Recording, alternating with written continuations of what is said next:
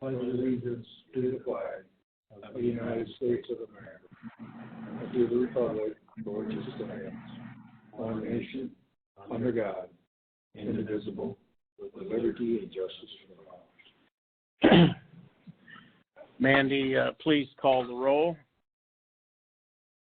Young is absent. Branderhorst? Banshee? Here. Here. Orr? Here. Okay, I'm going to announce that there is no policy and planning meeting after our regular meeting tonight, and obviously we're in uncertain times, a different kind of a meeting tonight. We have a lot of people listening in, and we have to continue to try to do business in a world that has a lot of uncertainty about it. So a lot of the things that we're doing tonight are issues that are of longer term in nature, and so we need to continue to move forward. This time we'll get through it, and we'll get on the other side of it at some point. A lot of uncertainty about when that will be, but we need to continue to take care of business. So we're going to move ahead with our agenda. So can I get a motion for approval of our tentative agenda? Banstra, Branderhorst. Any discussion? All in favor, please say yes. Opposed, no. Mandy, please call the roll. Banstra? Branderhorst? Seabout? Yes. Hopkins? Orr? Yes. Motion carried. Again, can I remind you, if you're listening in, could you please put your device on mute unless you want to speak, so we don't get a lot of background noise, which I'm hearing some. So please, if you don't want to talk, please have it on mute so that we don't hear everything going on in the background. So at this time, we have a public forum, so if there's anyone wishing to address the council regarding any agenda items, now is the time to do that. Please state your name and address and try to limit your comments to 3 minutes.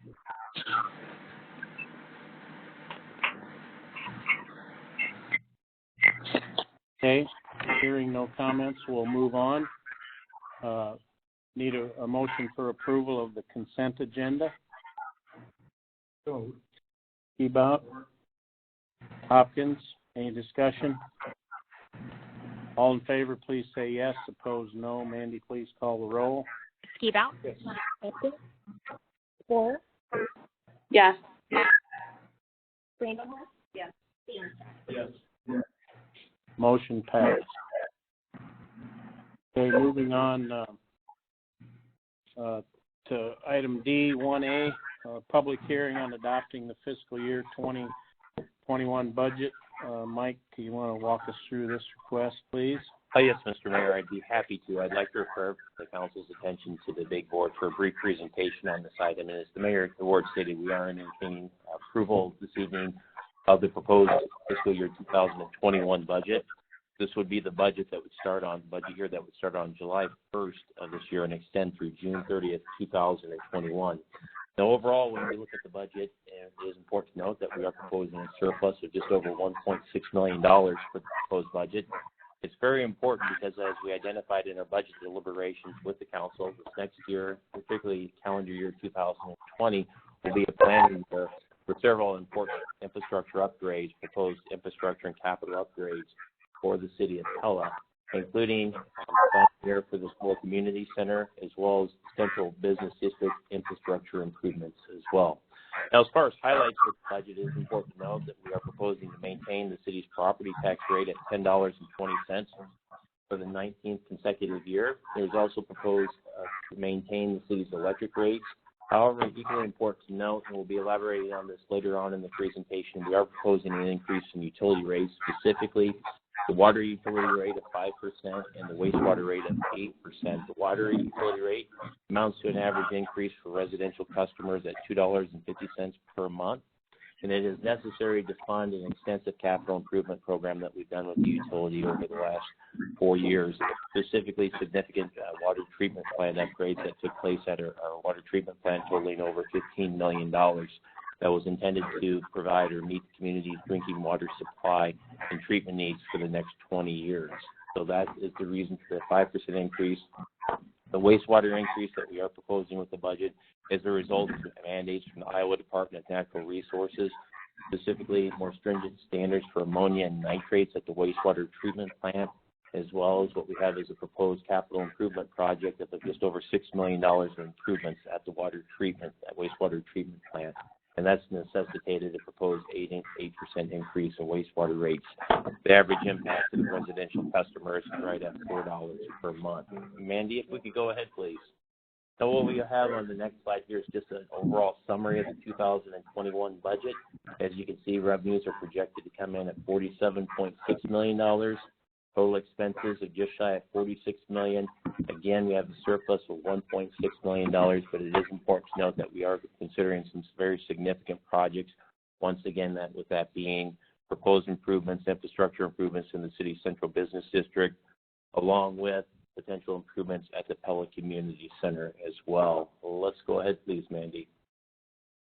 Now, what we have up here on the next slide is just a chart showing what the city's property tax rate has been for the last 19 years, which has been at $10.20. And the key takeaway when you look at our tax rate compared to other cities across the state of Iowa, we have one of the lowest tax rates in the state of Iowa. And if you look at the chart, the average of all these cities listed on the chart compared to Pella is they're just at $15. We're at $10.20. So we're about 2/3 of the tax rate of most of the cities up here on the board. In fact, they're at $15. We're at $10.20, and we've been consistent for the past 19 years with that as well. So let's go ahead, please, Mandy. Now, as far as our electric rates, it is important to note that the city's made significant progress with our electric rates. From a competitive standpoint, when we look at this, we're at just over 9 cents per kilowatt hour. That was the last measured in 2018 for Iowa public-owned utilities. These would be Iowa municipal-owned utilities. They're just over 10 cents per kilowatt hour. We have some of the utilities that are both near in proximity to the city of Pella as well. Investor-owned, again, are at over 10 cents as well. And so are cooperatives as well. And you can see the list of cooperatives as well compared to the city's rates. I'd be remiss if I did not state, though, a key component of electric in addition into the rates is the reliability. When you look at our reliability on our system with the 95% of our distribution system underground and the steps that we've taken over the last several years to enhance transmission improvements as well as distribution improvements at our substations, reliability has been one of the key assets of the utility, and we believe going forward that will be the case as well. So once again, rates are nice, but when the power is out, you can't put a price on reliability, and that's something our utility has an excellent track history on as well. So let's go ahead, Mandy. What we're showing up here is just, again, a summary of the local competitiveness with our water and wastewater rates. We feel we're very competitive across the state. It is important to note when you look at our wastewater rates, our water and wastewater rates, and you, particularly on the water side, and you compare our utility to other utilities, very important to note what you're comparing because you're not always getting an apples-to-apples comparison. Particularly on the treatment side, as we stated, we've spent extensive funds in the last 3 years on upgrading our water supply and specifically digging new wells with this and putting a very fine quality of water that goes through our pipes. Other utilities, that's not necessarily the case. In fact, if you live in a community where you cannot drink the water out of the faucet, oftentimes you have to have other improvements, filters, and so on that don't necessarily show up in the municipality's water rate as well. So once again, similar like the electric utility, when you talk about reliability on the water utility, it's all about the quality of water as well. We believe we have a very fine quality of water at the city of Pella, and our rates are very competitive overall, even with the proposed increase that we are considering that's being proposed with the 2021 budget. Let's go ahead, please, Mandy. Now, as far as personnel increases are concerned, the budget does include 3 new positions. 2 of the positions are attributed to the proposed telecommunications utility that are included in the budget. The key takeaway is that for the next year, as far as full-time employees, we're slated or proposed to have 96 full-time employees compared to 93 where we've been at, but 2 of the proposed employees are attributed to the new telecommunications utility as well. Let's go ahead, please, Mandy. As far as significant capital projects and the highlights of the next year, very briefly going over this, we're going to be talking this evening about the proposed fiber optic network in our community. We're still on track to be operational by the spring of 2021, but that is included as far as the proposed budget for next year. We also have proposed improvements for Lely. Lely has decided to build their new North American headquarters in Pella. It's a $16 million project located in southeastern portion of our community. In order to make the project happen, a key item is the extension of off-site public improvements that are included in the budget that total just over $1.6 million. They include improvements to the sanitary sewer system, as well as an extension of the water main system down to facilitate the new Lely development. So let's go ahead, please, Mandy. Speaking of development and housing, included in the budget is the proposed five-field water main extension. This is project would extend the existing 16-inch water main on West 9th and Fifield Road to the western edge of our community. It has two benefits: going to increase fire flow pressures for the western side of our community and allow future developments. And it's also it's also essential for this project to occur because it will help facilitate the new Prairie Ridge, or the proposed Prairie Ridge housing development that we'll be talking later on this evening with this. But this development is dedicated towards, or is intended to be marketed towards, the community's workforce housing needs. So it's a very key development for the City of Pella. But once again, we have double benefits, both for existing customers and also to be able to facilitate new developments with the proposed Fifield Road water main extension. And we also have a significant repairs planned for the Pella Municipal Airport this year, particularly with extensive runway rehabs that is planned for next year, totaling $1.5 million. The Federal Aviation's percentage of the project is roughly at 90%. The city's share will be at 10% of the proposed project. So let's go ahead, please, Mandy.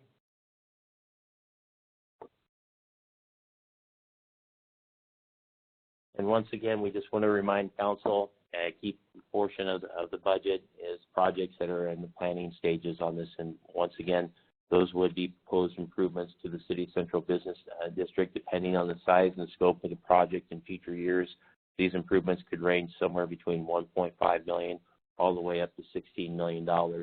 Likewise, with the Pella Community Center, when you look at the potential cost to upgrade the community center in the future, we've had recent assessments that indicate that number could be close to $10 million. But once again, that is part of the reason, as a part of the 2020 budget process, or 2021 budget process, we also stated the need to dedicate as a planning year really to address a strategy for both of these items.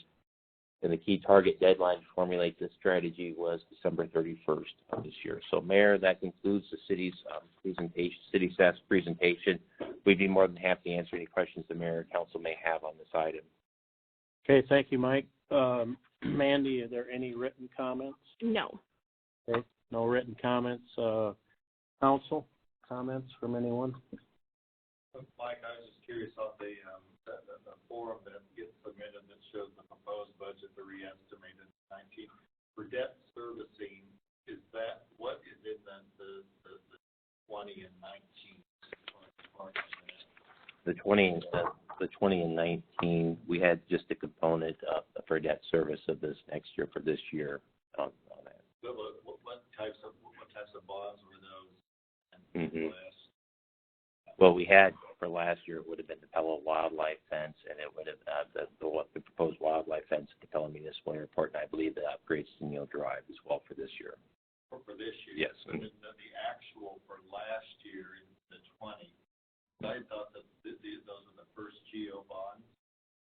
Because I thought there weren't any GEO bond servicing when calculated that 1020 of last year on that proposed debt levy.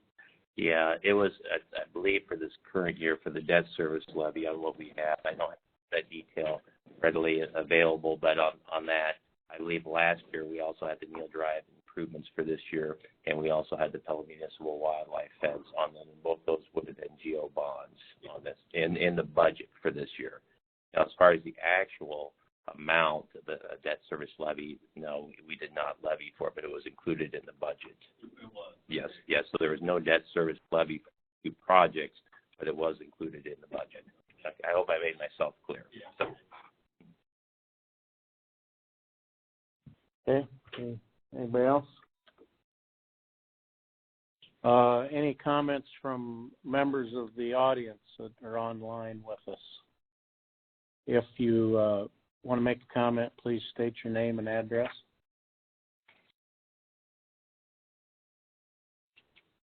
All right, I'm hearing none, so I will entertain a motion to close the public hearing. Keebout? Branderhorst? All in favor, please say yes. Opposed, no. Mandy, please call the roll. Skibout. Branderhorst. Yes. Danstra. Yes. Hopkins. Yes. Sporer. Yes. Motion passed. So that leads us to resolution number 6087, entitled Resolution Adopting the Fiscal Year 2020-2021 Annual Budget. Mike, is there anything to add? No, sir. Okay. So I'll entertain a motion for approval of the resolution adopting the budget. To adopt. Skibout? Branderhorst? Any discussion? Okay, all in favor of adopting the resolution, please say yes. Opposed, no. Mandy, please call the roll. Skibout. Yes. Branderhorst. Yes. Danstra. Yes. Hopkins. Yes. Sporer. Yes. Motion passed. Moving on to item 2A, public hearing on the proposed Prairie Ridge Urban Renewal Plan. Mike, please explain this request. Yes, Mr. Mayor, and once again, I'd like to direct the council's attention to the big board for a presentation on this item. As Mayor DeWard stated, what we are considering with tonight's public hearing is the proposed Prairie Ridge Urban Renewal Plan. It is important to note that the overall purpose of this urban renewal plan is to facilitate workforce housing within our community as well. Now, we do have a map of the proposed urban renewal area, and just to orientate council to this area is located just west of Old Ford, which would be located right over here up on the big board, and it's this shaded area that we have with the diagonal lines going through it is this black diagonal lines area that we have over here. Highway 163 is here. Washington Street is located right here. Well, let's go ahead, please, Mandy. Now, in considering this, when we mentioned that the purpose of this plan is to provide for workforce housing within our community, it is important to note, as council is well aware, we've had a recent housing assessment in Marion County that identified an additional 966 housing units that would need to be built in our community to meet housing demands through the year 2025. And what we have listed up here on the big board, when you look at those housing needs as far as the 966 units, they're basically broken down into three categories that we had.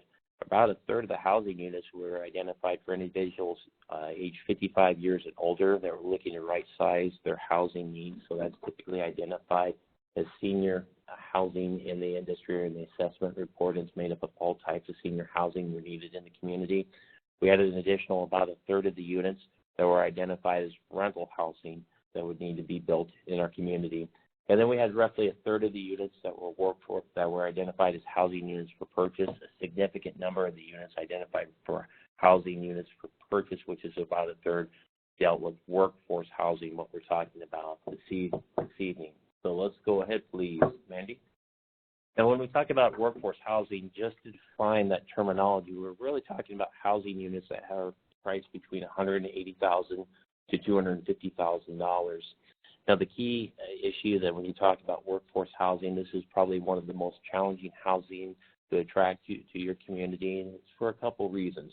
First of all, when we look at the state requirements and using any type of economic development incentives, the state requirements are relatively, if you're building what's called low and moderate income housing in your community, the state gives you all the tools in the toolkit to incentivize developers to build that. Now, low and moderate income housing is divided as households that are 80% of the median household income. In Marion County, we believe that median household income is somewhere between the high 60s to low 70s, right around there as far as the median household income. So it would be approximately 80% of that, and that would be what would be defined as housing that they could afford, or meet low and moderate income can afford. If you're building above that, or thresholds above that level, that is non-LMI requirements, and you have a lot of restrictions that you have to deal with on this. One of the big ones is that with developers, you can only incentivize or reimburse developers with public infrastructure as well. In addition, the state has also imposed additional withholding requirements that you have, and we'll explain that later on in the presentation. It is also important to note the combination of the state requirements for non-LMI housing. So when we talk about workforce housing, the housing we're talking about is priced just above low and moderate income housing. So that means that we are subject to all the state's requirements that you have with the withholding and the limitations on what you can do with developers. Another key item that we need to take into consideration this evening, in addition to the housing assessment, is what we've heard from the city's large employers. That would be, and specifically what they've stated, is the lack of workforce housing in here starting to become an impediment to their growth in this area, and it is a concern to them as well. So once again, the purpose of this urban renewal plan that we are considering this evening is to facilitate workforce housing within our community. Let's go ahead, please, Mandy. Now, we have schematic designs of the proposed housing, what they could potentially look like at the Prairie Ridge housing development. But basically what's involved with the development is 93 single-family homes that would be priced at approximately $250,000. We have 25 townhomes that would be priced somewhere between $180,000 to the low $200,000 in the price range. It is important to note that this proposed development is very popular in the Des Moines metro area as well. Let's go ahead, please, Andy.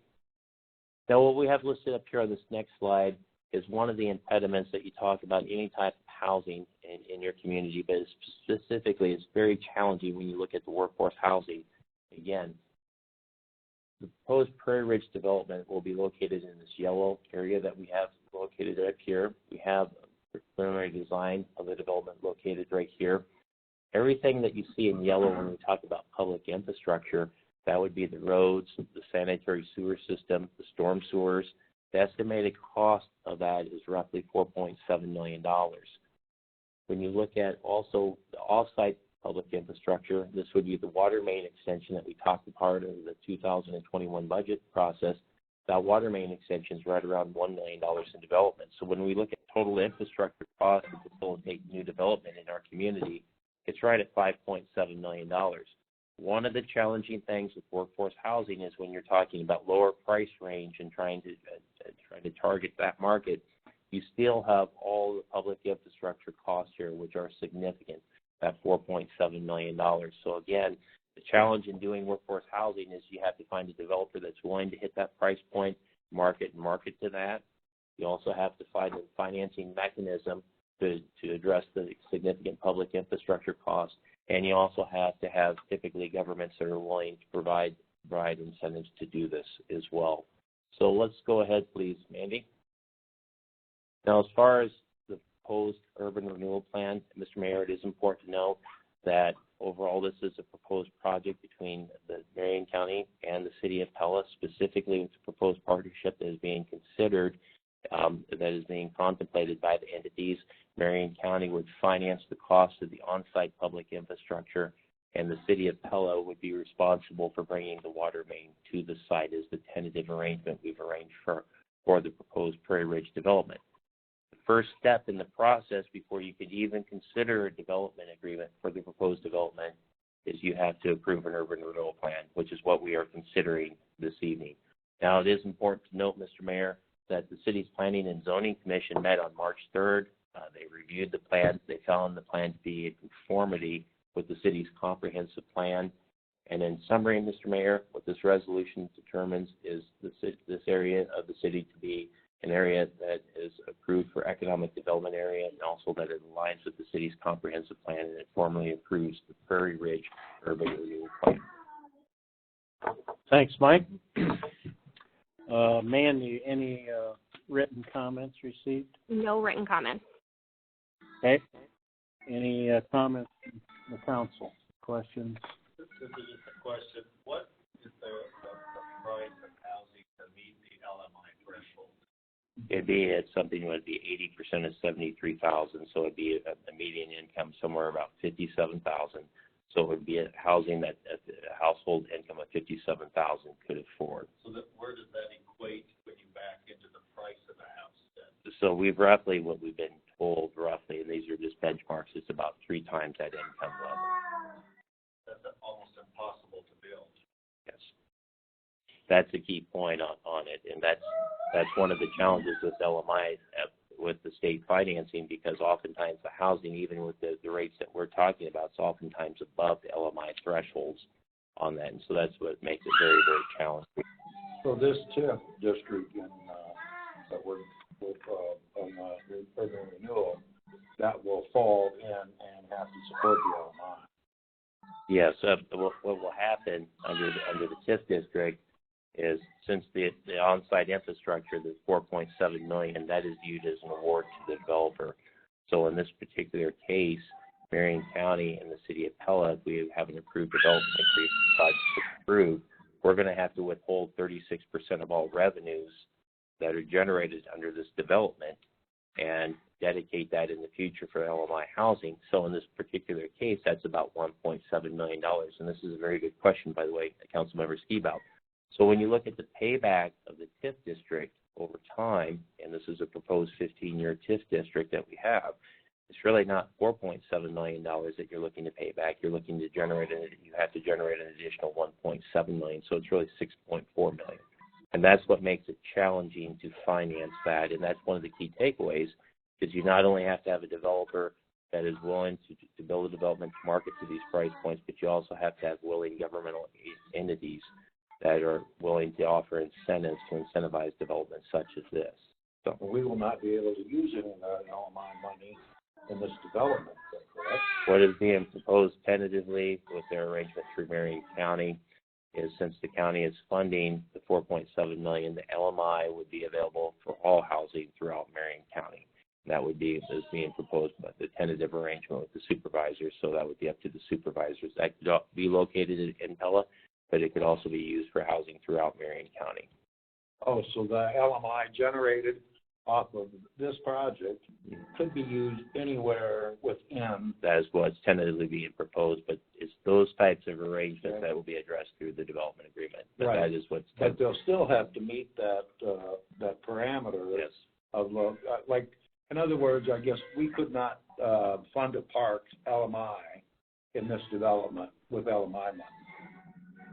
Well, I think what the bright line test, when you look at LMI, it has to be, your funds have to be dedicated to promote housing LMI. Now, some of the common qualifiers, and we'll have this on other city developments as well. What you could be used for, it could be for infrastructure assessment for housing for LMI. Mm-hmm.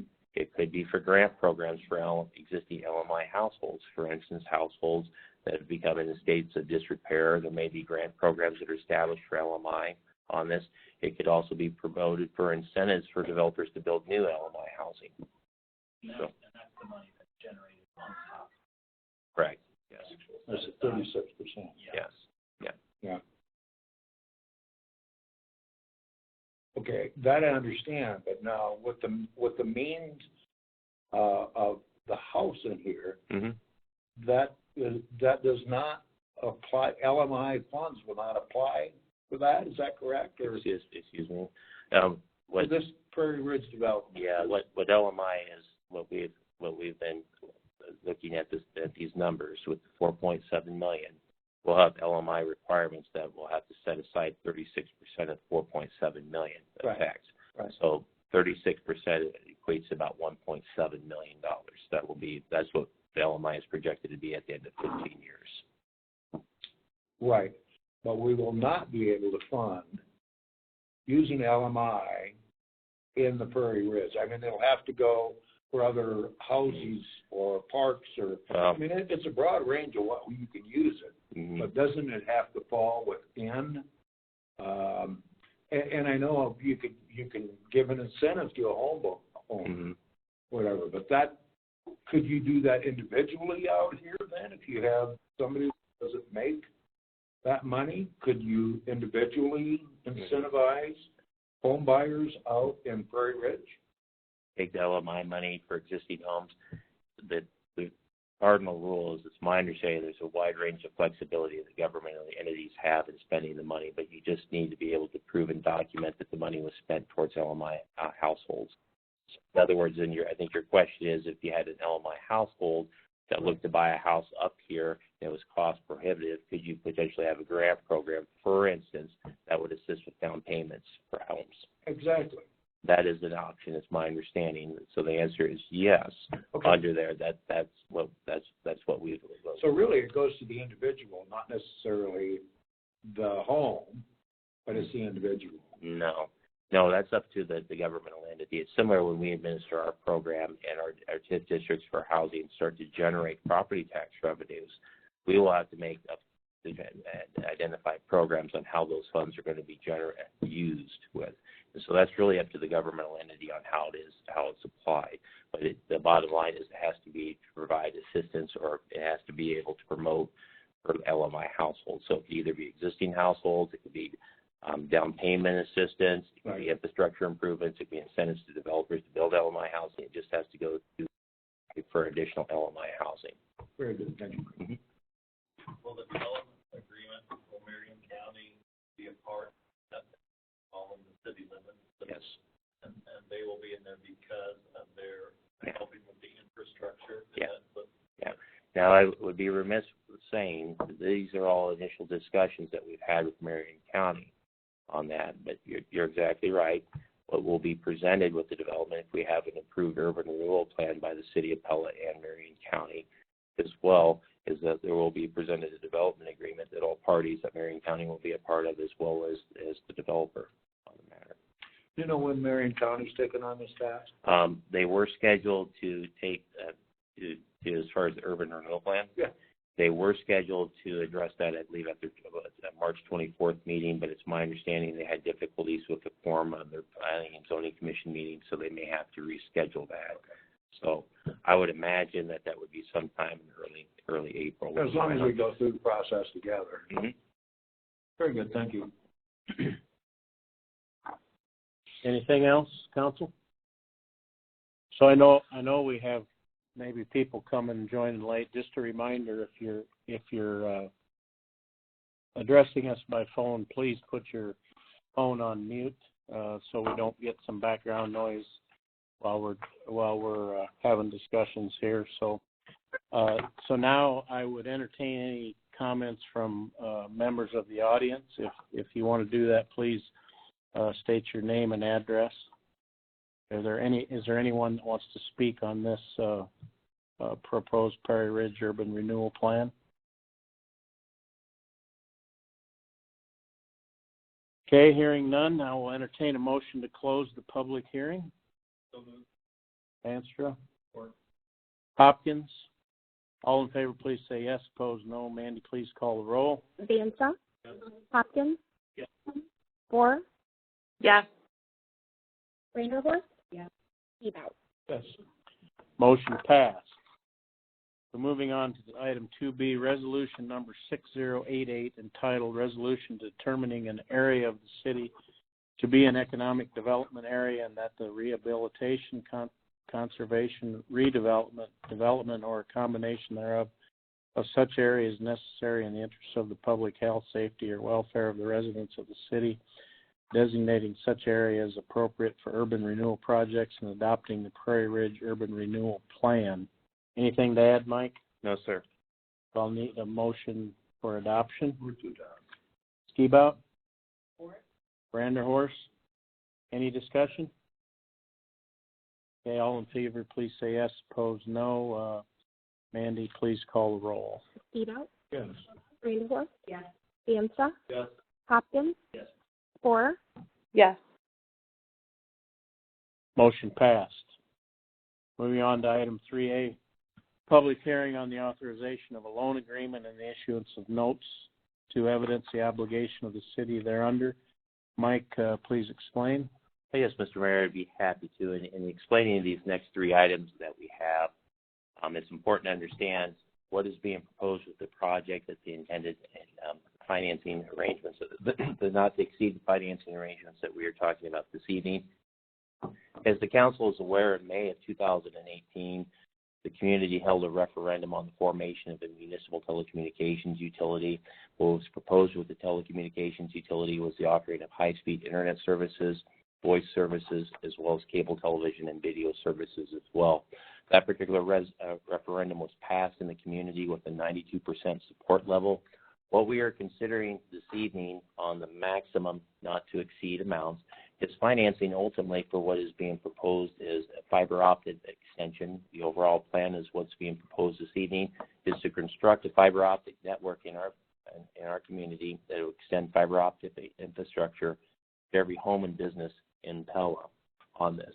Now, this network is being proposed to be a shared fiber network. It would be shared by the telecommunications utility. The fiber optic network is necessary for the telecommunications utility to provide services to our citizens. It will also be used by the city's electric utility as well. And specifically, the use for the electric utility is to provide advanced metering infrastructure that would be smart meters for our utility customers. It offers several advantages for our customers, including outage management. On it, we'll be able to improve services as far as any type of outages that we would have. We'd also be able to provide demand management services. And probably one of the most important things from advanced metering infrastructure is in 2023, I believe our power supplier, Missouri River Energy Services, will be switching to time and use metering for the city on that. The only way that you could actually bill accurately the cost that we are going to be billed by Missouri River Energy Services for time and use energy purchases from Missouri River Energy Services is to incorporate time and use rates for our customers. The only way that you're going to be able to do that is to incorporate AMI within the system, and that's the electric utility purpose. So overall, tonight when we talk about these arrangements and the financing arrangements, I want to stress one thing, a couple things actually. Everything you see tonight is going to be a maximum not to exceed amount. These amounts have contingencies on them. The council proceeds with the project and the construction of the fiber optic network. The amounts likely will be different than what we are discussing this evening, and that's simply because they're going to be determined on the bids and also the size and scope that will be determined of the project that will be determined by the Pella City Council. So the items that we have tonight contain contingencies. They're maximum not to exceed, but ultimately the point of this is to construct a fiber optic network that is intended to both allow the city to provide telecommunications utility services as approved by our voters in 2018, and also enhancements to the electric utility as well. This first item that we have this evening, Mr. Mayor, is for a resolution to take additional action. That's all it is, and is for an issuance of debt for the telecommunications component of this of $10.3 million in communications utility revenue capital loan notes. The purpose of these notes is to pay for the infrastructure side or the infrastructure portion for the proposed telecommunications utility. Items that are included in these items would be items such as the transports. Those would be the service lines that would extend outside of Pella that would connect us to the outside world for internet services, as well as access equipment that we have that would be necessary to provide video equipment as well. And in addition, we have also the customer line drops as well. So these would be the service lines that would connect the customers to the main fiber optic line here as well. Again, these are budgetary estimates at this time that contain not to exceed amounts, but that also contain contingency. And so that's ultimately the purpose of this action that we are considering with this particular public hearing, Mr. Mayor. Okay, thanks, Mike. Mandy, any written comments? And no written comments. Okay. Council, comments, questions? Was this that 10.3? Was this where there was interest in local financing? All the amounts that have, it's important to know, included in amounts is not only contingency amounts, but also there is financing costs involved with the issuance of this. So this would be the typical cost that you would have in issuing any city debt on it. So yes, there are included in it. And then there was interest in local lenders. Oh, Was this the 10.3? This is where the local lenders were interested or not? what I would state with that, as far as, and this is for any city debt, that we're very, very fortunate to have good corporate partners in this community with the banks and the financial institutions that choose to be established in Pella. And they have traditionally been very, very supportive of city projects, and we have no reason not to believe that they won't be supportive on this one as well. So, council member, I hope I answered your question. Yeah, you did, and I didn't mean to. I can verify that. Yeah. I didn't mean to drop anything. I thought that was. But anyhow, thank you, Michael. You did. Anything else, council? Anyone listening in the audience have any comments concerning this? If you do, please state your name and address. Okay, hearing none, I'll entertain a motion to close the public hearing. Banstra, Skibout. All in favor, please say yes. Opposed, no. Mandy, please call the roll. Banstra. Yes. Skibout. Yes. Hopkins. Yes. Ford. Yes. Vanderhorst. Motion passed. Moving on to 3B, resolution number 6089, entitled Resolution Instituting Proceedings to Take Additional Action for the Authorization of a Loan Agreement and the Issuance of Not to Exceed $10,300,000 Communications Utility Revenue Capital Loan Notes. Anything to add, Mike? No, sir. Do I have a motion for approval to adopt the resolution? Skibout? Support. Branderhorst, any discussion? All in favor, please say yes. Opposed, no. Mandy, please call the roll. Skibout. Vanderhorst. Yes. Banstra. Yes. Hopkins. Yes. Ford. Yes. Motion passed. Item 4A, public hearing on the authorization of a loan agreement and the issuance of notes to evidence the obligation of the city thereunder. Anything? This is one more, Mike. You want to explain, please? Yes, very similar. Same explanation as the first one. What this item is, and I would characterize this $1.8 million as pure contingency for the telecommunications utility. It's intended for working capital and operational costs if needed for the first 3 years of the utility's operations. And so, again, this is a contingency in case we need it, simply with the $1.8 million to support the telecommunications utility. Okay, thanks, Mike. Mandy, any written comments? No written comments. Council, questions, comments? Everybody understands what this one is about? Okay. Any comments from any member of the audience? Okay, I'll entertain a motion to close the public hearing. Hopkins? Support. Banstra? All in favor, please say yes. Opposed, no. Mandy, please call the roll. Hopkins. Banstra. Yes. Skibout. Yes. Ford. Yes. Vanderhorst. Yes. Motion passed. Moving to resolution number 6090, entitled Resolution Instituting Proceedings to Take Additional Action for the Authorization of a Loan Agreement and the Issuance of Not to Exceed $1.8 million Taxable Communications Utility Revenue Capital Loan Note. Anything to add, Mike? No, sir. Can I get a motion for approval to adopt the resolution? Move to adopt. Skibout? Hopkins. Any discussion? All in favor, please say yes. Opposed, no. Mandy, please call the roll. Skibout. Yes. Hopkins. Yes. Ford. Yes. Vanderhorst. Yes. Hemstra. Yes. Motion passed. Moving on to item 5A, public hearing on the authorization of a loan agreement and the issuance of notes to evidence the obligation of the city thereunder. Mike, please explain. Yes, Mr. Mayor, I'd be happy to. For this particular item, what we're talking about is the electric side of the project for the proposed $13.9 million in a not-to-exceed amount for electric revenue notes. Once again, it's important to note that this contains sizable contingencies in this proposed issuance that we have here, but this would be for the electrical side of things. It would be intended to facilitate the advanced metering infrastructure ultimately for the utilities. So, Mr. Mayor, that concludes staff's presentation on this. We'd be more than happy to answer any questions the council may have on this item. Okay, thanks, Mike. Mandy, any written comments? No written comments. Any comments, questions from the council? Yeah, Michael, you mentioned that Missouri River was, were they mandating that by 2023? They're not mandating it, Okay. but the key point is that they switch and they start billing the city in 2023. If we choose and want to actually allocate our cost to the utility to assign to the ratepayers for a true rate cost on 80% of the utility's cost, the only way that we would have to do that is to incorporate it AMI.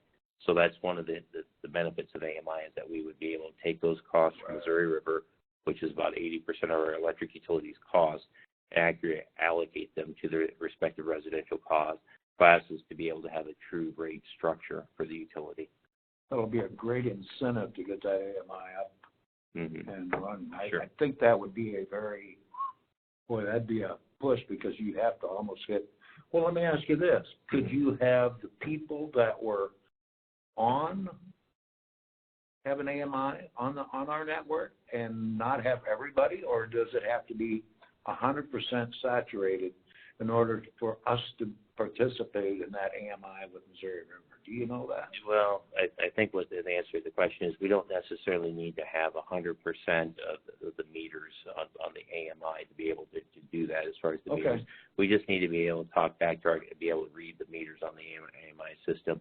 The reason why the electric utility needs the fiber optic network to be able to do this efficiently is probably the key question. So with the AMI, we intend to have when the project's incorporated for our customers, we will be switching out meters and new AMI meters for our electric customers. But as far as the 100%, in order to allocate the cost back and do time and use rates, you will need smart meters if we're going to actually have our customers pay on time and use rates. And we can participate and not have 100% saturation rate from our customers. Yeah, I think with the AMI, as far as the 100% saturation, what we would have with the AMI component, what's included in this number is meters for our electric customers that we would need to convert over to be able to provide AMI and the infrastructure to provide AMI on there.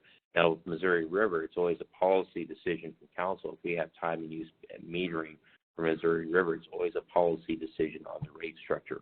By having AMI gives the council the opportunity, if you choose to have a rate structure back to the customer on time and use metering, that would allow us to do so. Without smart meters, though, with the AMI, that's not an option. So thank you. So, I mean, really, it's just a matter of more accurate readings, absolutely, right? yes. It's accurate. Both ways, from American River to us and then from us to the customers. That's a good way to summarize it, Mr. Mayor. That, and also its point of at the time, I think that it's read. Otherwise, everything meter reading is always lags, but I think part of this would be like within a 20-minute or an instant reading. Yeah. And that's the key. Yeah, I think that Councilmember Skibout, if you had the AMI and the smart meters, you'd be able to have demand management programs for the utility. As Councilmember Skibout and the council is aware, I should say, peak demand charges for Missouri River, their energy supplier, are some of the most significant costs for the electric utility. So being able to control and having demand management readers on time and use is a definite benefit and a cost savings ultimately for the City of Pella. But once again, the first step to do any of this, demand management, time and use metering, better outage management practices, is to have the smart meters. And before we could do that, we need to be able to build our fiber optic network. So. That's the only way you can incentivize customers to change behaviors to take advantage of it. Well, actually, Calvin, a lot of the customers, they really won't even know it. This has been done for decades in other places. But in the middle of the winter, in the middle of the summer, they'll just cycle air conditioners off for like 20 minutes. Who's going to know that? But you'll have blocks of air conditioners that are cycled off, and you keep that peak down.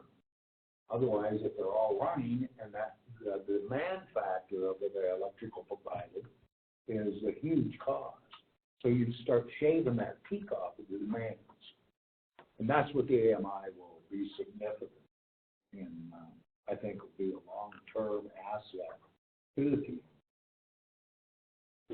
And also doing it now with the electric or the telecom utility efficiently. I mean, they'll use the same fiber optic line, right? Correct. So without the fiber optic line, you can't use these meters. Well, we believe by building the fiber optic network, it's going to be a more efficient form to utilize AMI for the utility. And there's benefits to be going over the fiber optic network to do that. And that would definitely enhance and enable us to do it. So beyond the fact that it makes willing participant of our electric utility and the funds available there. So. Yep. Okay, good discussion. Any other comments, questions? Any comments from members of the audience? Hearing none, I'll entertain a motion to close the public hearing. Skibout, Hopkins. All in favor, please say yes. Opposed, no. Mandy, please call the roll. Skibout. Hopkins. Spore. Yes. Branderhorst. Yes. Banstra. Yes. Motion passed. Moving on to 5B, resolution number 6091, entitled Resolution Instituting Proceedings to Take Additional Action for the Authorization of a Loan Agreement and the Issuance of not to exceed $13,900,000 electrical revenue capital loan notes. Anything to add, Mike? No, sir. I'll entertain a motion for approval to adopt the resolution. Skibout? Branderhorst. Any discussion? All in favor, please say yes. Opposed, no. Mandy, please call the roll. Skibout. Branderhorst. Yes. Banstra. Yes. Hopkins. Yes. Motion passed. Moving on to item 6A, public hearing on the authorization of a loan agreement and the issuance of notes to evidence the obligation of the city thereunder. Mike, please explain. Let's go ahead, please, Mandy. Shifting gears from telecommunications and electric improvements over to development improvements. What we have here, Mr. Mayor, again, very similar to the prior actions that we've taken. I want to stress that what's being proposed tonight is just simply establishing a not to exceed amount for any proposed financing that's associated with the Lely development that we have. And specifically with this item was the not to exceed amount is established at $1.6 million, and it's for proposed improvements, off-site infrastructure improvements, in order to facilitate the proposed Lely development. When we talk about the Lely development, it will be located in the southeastern portion of our community, just south of Highway 163 on the Marion County side of the County Line Road on this. And in order to accommodate the proposed development, we'll need to extend the sanitary sewer system, the there'll be a water main extension to the site, as well as improvements to 250th Avenue on there. The estimated cost of these improvements is just shy of $1.6 million. And what we're simply doing with this action here is establishing a not to exceed amount for any potential debt issues on this. Now, with the Lely development, it's important to note that the Lely is only a portion of this proposed development. Overall, what's being proposed in this urban renewal plan that's been previously approved by the City Council is this is a 55-acre heavy industrial park. The Lely development's a $16 million project. That is their new capital headquarters that's being proposed for this development. That proposed development only accounts for 15 acres of the 55 acres, so there is additional room for additional development. Ultimately, what's being proposed with the development is we're proposing to capture the property taxes in with this new development. If you were to drive out there now, there's just vacant farm ground. What's going to be imposed is Lely, under the development agreement that was approved by the City Council, is the new headquarters would be constructed by the summer of 2021. That's a $16 million building.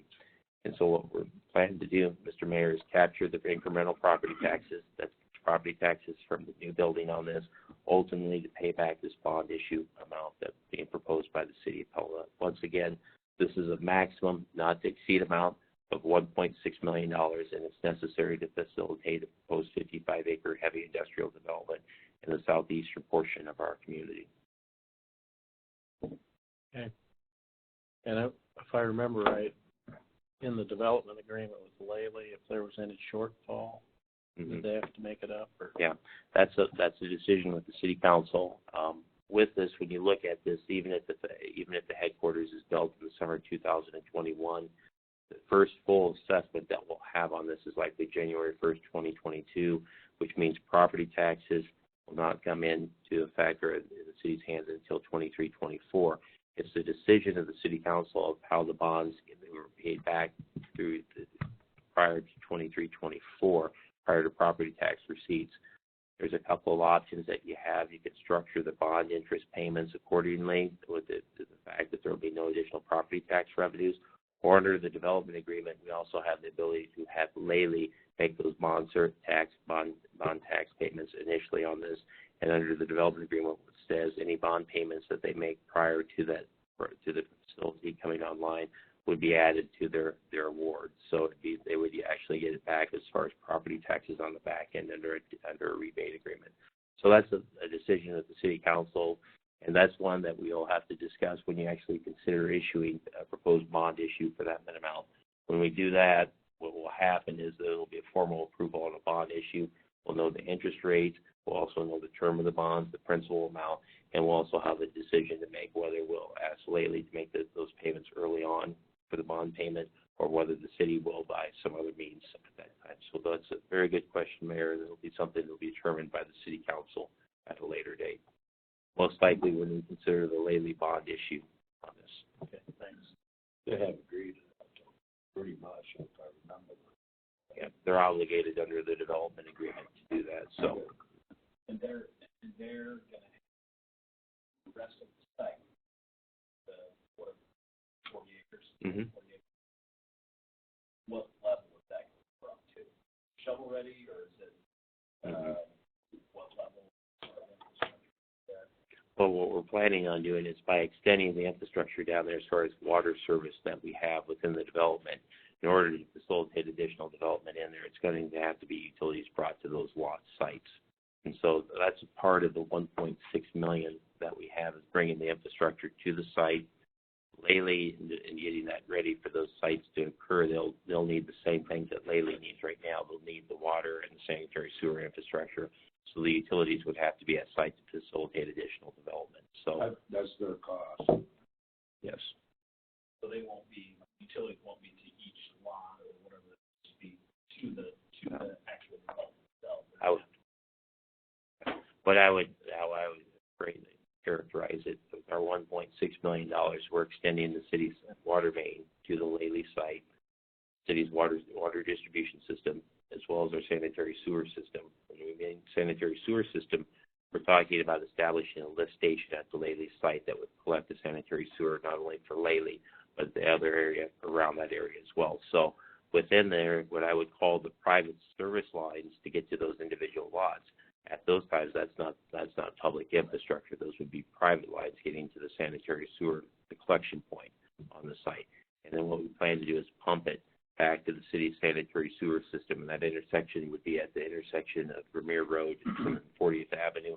At that point, it would flow by gravity to the city's wastewater treatment plant. That's the sanitary sewer site. Very similar on the water main infrastructure will be coming down the public right-of-way to extend the city's water main to the site. Once we get to the site, Lely will have to determine how to get it out to the individual lots. So is the capacity of that new construction anticipate to be big enough to handle any other things that may be built on the remaining 40 acres? Yes. Initially, we believe we were able to accommodate the Lely development and the surrounding area, the immediate surrounding area. But the best way to describe that is when we start talking about the Lely public improvements, because the public improvements will be administered by the City of Pella, is the questions at that time that deals with the size of the lift station. The bigger the lift station, the greater geographical area that it can cover, and that's a policy decision by the City Council.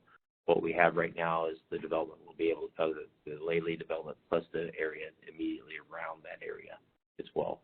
That's something that we'll have to weigh out with council, of how big of a lift station that we initially invest in Lely to provide incentives for additional developments in that area. And the city is, we're going to pay for this up front.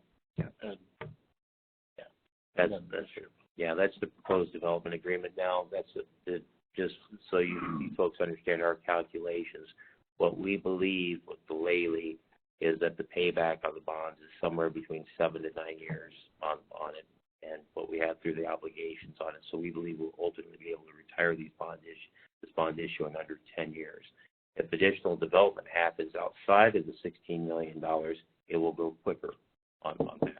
So. No, it's a great project. Is it scheduled to start this summer? That's what the development agreement calls for is for the new facility or the corporate headquarters to be constructed by the summer of 2021. So I think they were talking about this as well. One more question.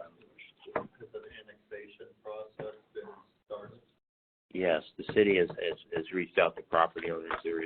We've reached out to one property owner that's a part of the property that's outside of Lely for annexation. So we've also done that. We've also planned to be We've also been in communication with both the state of Iowa as well as Marion County on this. So there's 4 entities that would be involved in an annexation. That would be the state of Iowa, Lely, and one property owner, and we have begun that process. So. Okay, any other questions, comments, council? Any comments, questions from the audience? Hearing none, I'll entertain a motion to close the public hearing. So moved. Vanstra? Support. Hopkins, all in favor, please say yes. Opposed, no. Mandy, please call the roll. Vanstra? Yes. Hopkins? Yes. Sporer? Yes. Branderhorst? Yes. Ebout? Yes. Motion passed. Moving on to item 6B, resolution number 6092, entitled Resolution Instituting Proceedings to Take Additional Action for the Issuance of Not to Exceed $1.6 million of General Obligation Urban Renewal Capital Loan Notes. Anything to add, Mike? No, sir. Entertain a motion for approval of adoption. Hopkins? Support. Branderhorst, any discussion? All in favor, please say yes. Opposed, no. Mandy, please call the roll. Hopkins? Yes. Branderhorst? Yes. Vanstra? Yes. Ebout? Yes. Sporer? Yes. Motion passed. Moving on to item 7A, public hearing on the authorization of a loan agreement and the issuance of notes to evidence the obligation of the city thereunder. Mike, please explain. Yes, Mr. Mayor, I'd be happy to. Once again, this resolution that we're considering this evening for establishment of a maximum not to exceed amount on a debt issue is just that. It's a maximum not to exceed amount. And this proposed project is to install a wildlife fence at the Pella Municipal Airport. The maximum not to exceed amount that we have on the debt issue is $500,000. We don't anticipate that the debt issuance will be in that amount, as the bids came in far less than $500,000 for the project. This does give the city council the ability to go up to $500,000 if necessary, but from our standpoint, based off the construction estimates, we don't believe that will be at $500,000 what we have. But once again, in order to issue debt on a project, this is the first step, establishing these maximum not to exceed amounts. So with that, Mr. Mayor, that concludes our presentation on the proposed Pella Wildlife Municipal Fence Project, rather the financing of the proposed wildlife fence at the Pella Municipal Airport. Okay, thanks, Mike. Mandy, any written comments? No written comments. Council questions, comments? Any oral comments from members of the audience? I just comment, I hope that trend continues where we come last. So I'll entertain a motion to close the public hearing. Hopkins? Vanstra? All in favor, please say yes. Opposed, no. Mandy, please call the roll. Hopkins? Yes. Vanstra? Yes. Ebout? Yes. Sporer? Yes. Branderhorst? Yes. Motion passed. Item 7B, resolution number 6093, entitled Resolution Instituting Proceedings to Take Additional Action for the Issuance of Not to Exceed $500,000 of General Obligation Capital Loan Notes. Anything to add, Mike? No, sir. I would entertain a motion for adoption. Move to adopt. Skiba? Branderhorst? Discussion? All in favor, please say yes. Opposed, no. Mandy, please call the roll. Ebout? Yes. Branderhorst? Yes. Vanstra? Yes. Hopkins? Yes. Sporer? Yes. Motion passed. Item 8A, public hearing on the authorization of a loan agreement and issuance of notes to evidence the obligation of the city thereunder. Mike, what's this one for? This particular project, Mr. Mayor, is proposed upgrades to 218th Avenue from Neil Drive down to the Shady Brook subdivision. Just to orientate council, the city's soccer complex is located right off to the west. The Shady Brook subdivision on the map here is located down in the lower right-hand corner. This purple highlighted area is the proposed improvement on Neil Drive. Now, very similar to what we've been talking all night long on projects, that if the upgrade that we are proposing is approved by the City Council as a part of the 2021 budget, we're proposing to issue a general obligation bond to pay for the improvement. In order to issue a general obligation bond, you have to set a maximum not to exceed amount for the project. We realize that council is still in the process of determining the size and scope of this project, but in the event that council's decision is under $1.1 million on it, we're holding this meeting tonight so we'll be able to facilitate the debt issuance process for the project and be able to facilitate a more timely upgrade to the road by doing it. And so that's just a precautionary, a first step in the process. Again, it's a maximum not to exceed $1.1 million. We realize council is still in the process of determining the size and scope of the project. Those discussions will occur on April. We'll resume in early April, our first meeting in April on that as well, when we'll talk about the additional size and scope. But again, tonight is just a not to exceed amount. If council determines the size and scope greater than $1.1 million, we'll have to redo this process and set a higher not to exceed amount. But in the event that the size and scope is less than $1.1 million, we'd be able to at least streamline the debt issuance process for this project, Mr. Mayor. So once again, very similar to all the other public hearings that we've had, the budget, just simply a not to exceed amount at this point in time. This is the first step in the debt issuance process. Okay, thanks, Mike. Any written comments, Mandy? Written comments. Council? I'm going to get something back from the engineer. We've gotten some preliminary numbers back from the engineer. Does that fall within PCC?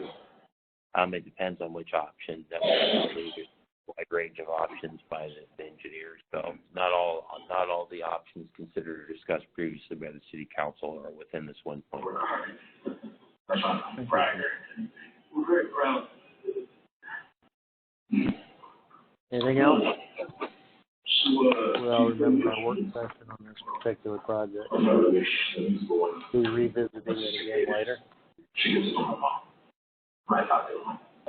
Just a reminder for those listening in, please put your phones on mute, eliminate the background noise. Is there any comment from the public that's listening in on this particular subject? Okay, I'll entertain a motion to close the public hearing. Branderhorst, Skibout, all in favor, please say yes. Opposed, no. Mandy, please call the roll. Branderhorst? Yes. Skibout? Yes. Hopkins? Yes. Sporer? Yes. Banstra? Yes. Motion passed. Item 8B, resolution number 6094, titled Resolution Instituting Proceedings to Take Additional Action for the Issuance of a Not to Exceed $1.1 million General Obligation Capital Loan Note. Anything to add, Mike? No, sir. Entertain a motion for adoption. Skibout, Branderhorst. Any discussion? All in favor, please say yes. Opposed, no. Mandy, please call the roll. Skibout? Yes. Branderhorst? Yes. Banstra? Yes. Hopkins? Yes. Sporer? Yes. Motion passed. Moving on to H, resolutions. Resolution number 6095, entitled Resolution Ordering Construction of Certain Public Improvements and Fixing a Date for hearing thereon and taking of bids thereafter. Mike, could you please explain? Yes, Mr. Mayor, I'd be happy to. And once again, I'd like to direct the council to the big board for a presentation on this item. The key takeaway on this item is all we are doing is establishing April 21st as the public hearing date for the proposed fiber to the home network project in the City of Pella. This is construction of the fiber optic network. The build of the complete city is approximately 72 miles. If council approves this resolution, we'll hold a hearing on April 21st, consider bids on that date, and potentially approve a construction contract to construct the fiber optic network. Important to note the key dates for the project is the proposed bid opening for the project will be on April 13th as well. And as we stated earlier with the not to exceed amounts, again, this will be a shared network between the electric utility and the proposed telecommunications utility. But once again, For the purposes that we're considering this evening, all we're simply doing is setting April 21st as the public hearing date, and you are giving authorization to city staff to seek construction bids for this proposed project. So with that, Mr. Mayor, that concludes our presentation this evening. More than happy to answer any questions the mayor or council may have on this item. Thanks, Mike. Can I get a motion for approval? Skibout? Hopkins? Discussion. All in favor, please say yes. Opposed, no. Mandy, please call the roll. Skibout. Hopkins. Yes. Spore. Yes. Branderhorst. Yes. Banstra. Motion passed. Item 2, resolution number 6096, entitled Resolution Fixing Date for a Meeting on the Authorization of a Loan and Disbursement Agreement and the Issuance of a Not-to-Exceed $8 million Sewer Revenue Capital Loan Note of the City of Pella, Iowa, and providing for publication of notice thereof. Mike, please explain. Oh, yes, Mr. Mayor, I'd be happy to. And once again, another key date. All we're doing with this resolution is establishing April 7th as the public hearing date for the purpose of taking additional action regarding not to exceed amount for a proposed $8 million bond issue and sewer revenue capital loan notes. This includes what we talked about earlier this evening, the proposed wastewater treatment plant upgrades that we have, roughly $6 million for the project. It also includes the West 3rd Street project that is currently going on in the community. And in addition, it also includes engineering and administrative costs as well, as far as the proposed $8 million not to exceed bond amount. But once again, all we're doing is setting April 7th as the public hearing date for the consideration of the not to exceed amount. Okay, thanks, Mike. I have a motion for approval. Hopkins. Skibout. Discussion. All in favor, please say yes. Opposed, no. Mandy, please call the roll. Hopkins. Yes. Skibout. Yes. Spore. Yes. Branderhorst. Yes. Banstra. Yes. Motion passed. Item 3, resolution number 6097, entitled Resolution Authorizing Issuance of $1.6 million General Obligation Capital Loan Notes Series 2020E and levying the tax for the payment thereof. Mike, please explain. Yes, Mr. Mayor, I'd be happy to. What this particular resolution does, it allows the city to institute a debt service levy for 2 projects that we haven't discussed them earlier this evening. That would be the proposed wildlife fence at the Pella Municipal Airport. That construction contract has already been approved by the Pella City Council, as well as the engineering for that project. In addition, once we proceed with an upgrade and determine the size and the scope of the 218th Avenue from Neal Drive to the Shady Brook subdivision, those would be the 2 projects that we would have. We anticipate the debt issue for these projects will be issued later this spring, specifically once we determine the size and the scope of the Neal Drive improvements on that as well. But what this resolution does, the 2021 budget had a debt service levy amount in there for the budget. What it does is it allows us to levy for the debt service for these 2 projects on it. So just to answer the question that you may have with the 2 projects, the debt service will be 4, but we've already approved the wildlife fence, and that amount is just shy of $500,000 for it. So once we make a determination on the Neal Drive project, that's when the proposed bond issue will be brought to council for consideration on the project. So with that, this is a legislative requirement in order to levy a debt service levy to finance both of these projects, and that's what the intent of this resolution is, Mr. Mayor. And with that, that concludes our presentation. We're more than happy to answer any questions the mayor and council may have on this item. So we're not actually approving the bond, or we are? No, the bond action, what happens, this is a separate legislative step under the state of Iowa, and I believe Councilmember Banstra asked the question earlier, did we have a debt service levy included in the budget? We do, but in order to access that debt service levy, you need to approve this resolution, and we did not do that for this last year because both these projects were still being discussed as far as size and scope of planning.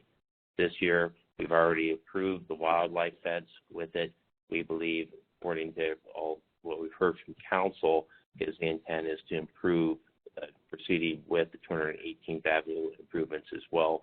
and that's why this resolution is being presented to the mayor and council. So this just authorizes the authorization of a debt service levy tax to pay back the bonds that would be issued for both these improvements, which once again is the wildlife fence at the Pella Municipal Airport and the upgrades to 218th Avenue. So Mike, just so I understand, in the future budgets, if there was every year we had a tighter budget, we could approve a 10-20 amount and have the debt service levy added to that.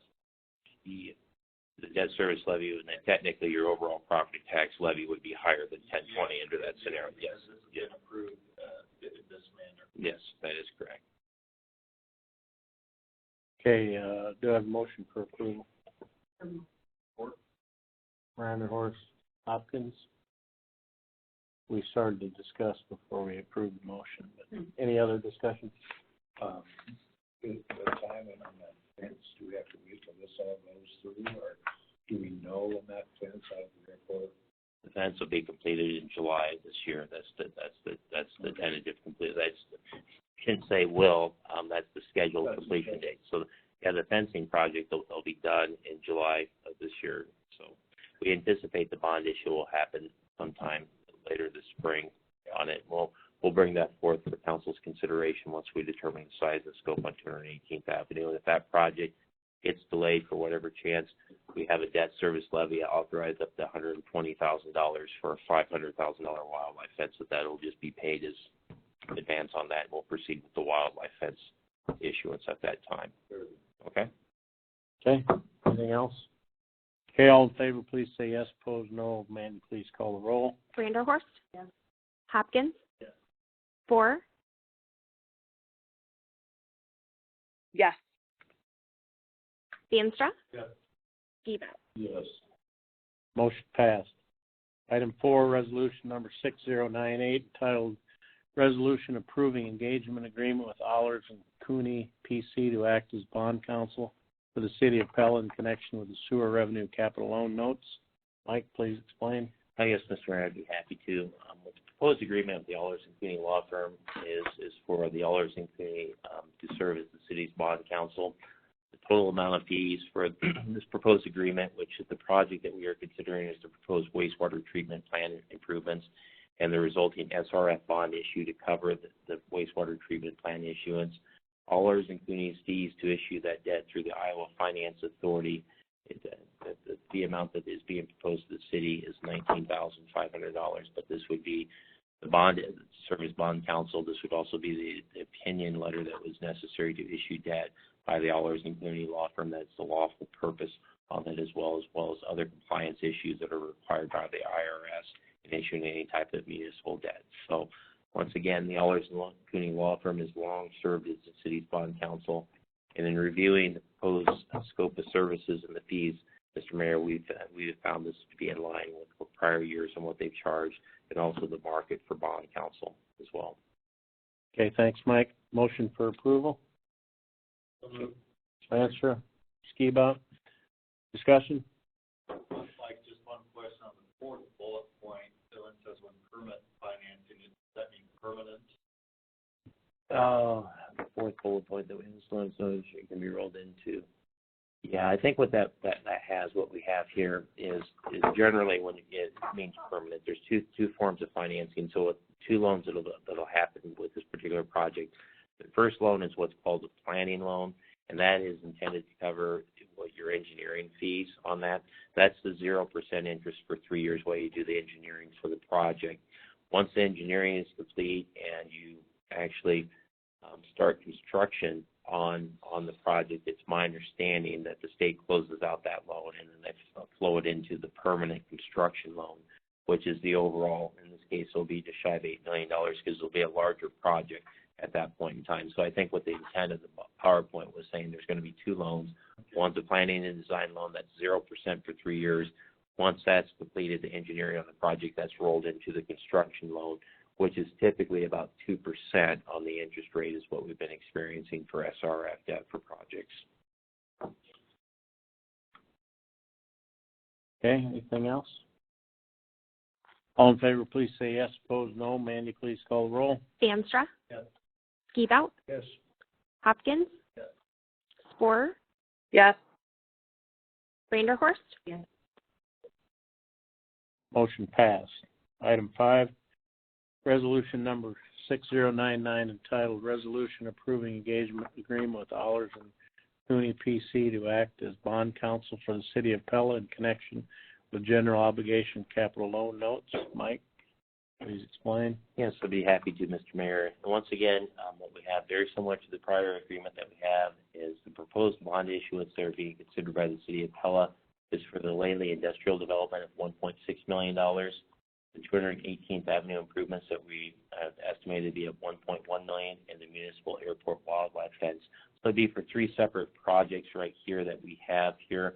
And all our fees as they're proposing to handle these 3 separate projects for the City of Pella to issue bond issues for this, which would be probably 2 different types of bond issues on this. It's just at $36,000 on the estimated fees. Now, based on our track history with the Allers and Cooney law firm, I would like to state for the record, we've been very happy with their service on this. They tend to do a very thorough job in issuing municipal debt, which is important when you do this, because we don't do this often at the City of Pella, so they're very experienced with it. We also feel that their fees are in line with the size and scope of the projects, particularly on the debt issues that we have here with the 3 proposed projects. So with that, Mr. Mayor, we are recommending approval, and that does conclude city staff's presentation. We'd be more than happy to answer any questions the mayor and council may have on this item.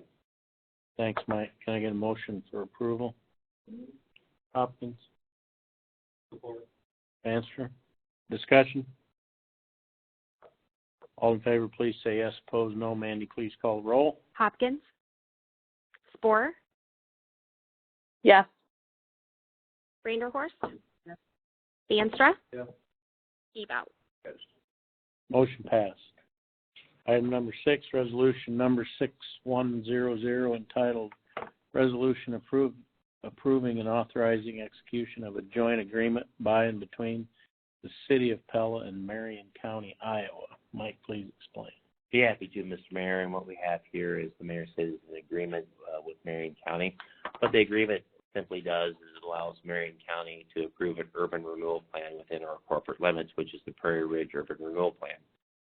As council is aware, Marion County's proposed urban renewal plan is exactly the same as the City of Pella's urban renewal plan. The reason why we need 2 urban renewal plans is because of the arrangements that we have with Marion County. Marion County is providing the financing of the infrastructure costs for everything that's being proposed on the on-site infrastructure here. In order to do that, they need to establish an urban renewal area within our corporate limits. What this resolution simply states is we allow them to establish the urban renewal plan within our corporate limits. So, again, that's just due to the nature of the proposed project of Marion County financing the proposed on-site public improvements for the Prairie Ridge development there. So that concludes city staff's presentation for this item. We'd be more than happy to answer any questions the mayor or council may have on this particular item. Do I have a motion for approval? Gebout. Vanderhorst. Discussion. All in favor, please say yes. Opposed, no. Mandy, please call the roll. Gebout. Vanderhorst. Vanstra. Yes. Hopkins. Yes. Spore. Yes. Motion passed. Item J, abstract of bills number 2051. Do I have a motion for approval? Move to approve and issue warrants. Gebout. Support. Vanderhorst. Any discussion, questions? Do that one, Woodman Controls, but I think that's, I'm not sure that, even down to the bottom. What facility was that in? Do we know? Let me get to that. What was the name of the vendor? Woodman. Down, I don't have it up either right now. Just won't do it. Network Yeah, let me take a What look. facility? It doesn't, I can't. That's not the pool, is it? I thought Woodman did. Let's take a look at the account numbers here. Okay. You have them all memorized? No, I can't say that. Okay. All righty. That would have to be at the general fund upgrade that we have right here as far as the network. Woodman Controls for $9,401. We could pull that invoice that we have Yeah. I'm just wondering, I'm trying to keep track, I'm wondering what facility that was in. Yeah, with the 43. You got just a second. Let me double check something. Michael, it's all right.